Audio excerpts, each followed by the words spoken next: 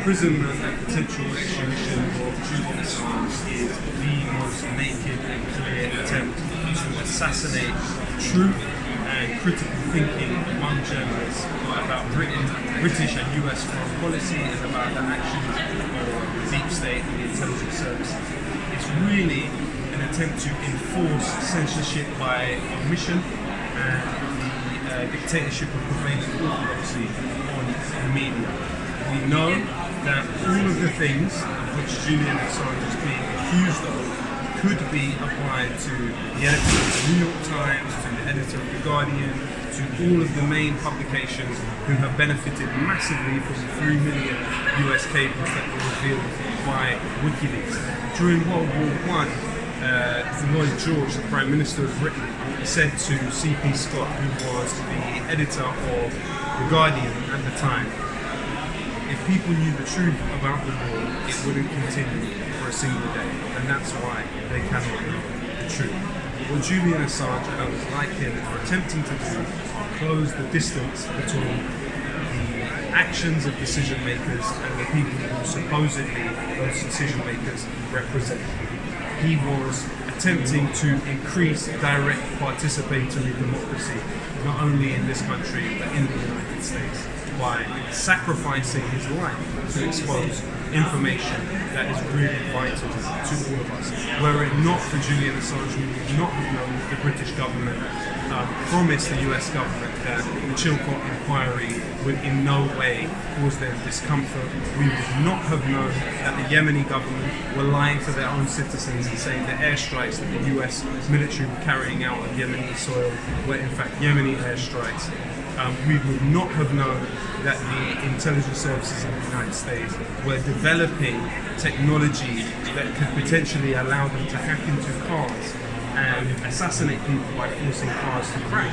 We would not have known that the NSA was developing and had developed in fact technology which allowed them to hack into televisions and turn televisions in people's homes into listening devices. We would not have known the entanglements between the company Sony and the US government, for example. There are so many people who had an interest in shutting up Julian Assange and proceeding what is a slow motion crucifixion of this man as we speak. And I think the point needs to be emphasized again and again to all of those courtiers and sycophants in the mainstream media that today is Julian Assange, but tomorrow it could be you. If you actually plan on fulfilling your job as a journalist according to the job description, if you actually intend on thinking critically and encouraging others to think critically about what the governments that represent them are doing with their taxes in other countries and in other places around the world. And more than that, I want the message to go loud and clear to people that as the son of the whistleblower who was assassinated in Malta, which is now in a situation where numerous main figures from the Maltese government are having to resign over this assassination.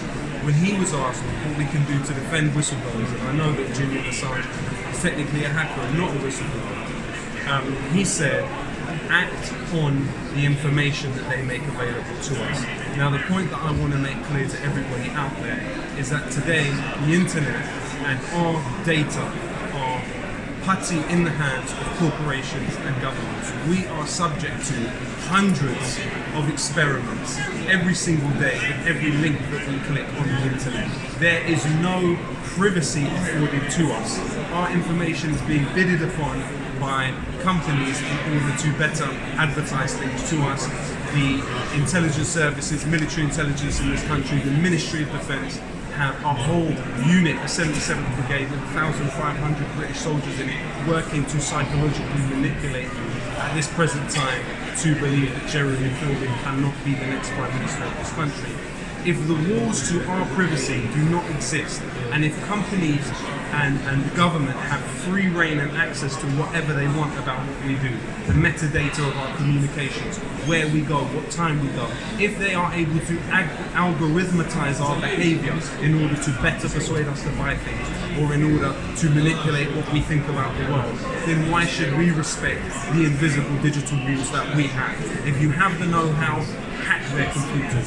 If you have the ability, get into their systems and understand that that information is not their monopoly, it's our monopoly. So that's what I'm saying. The lesson that we have to learn from Julian Assange is actually all of us are Julian Assange, and all of us need to make that information as free as possible.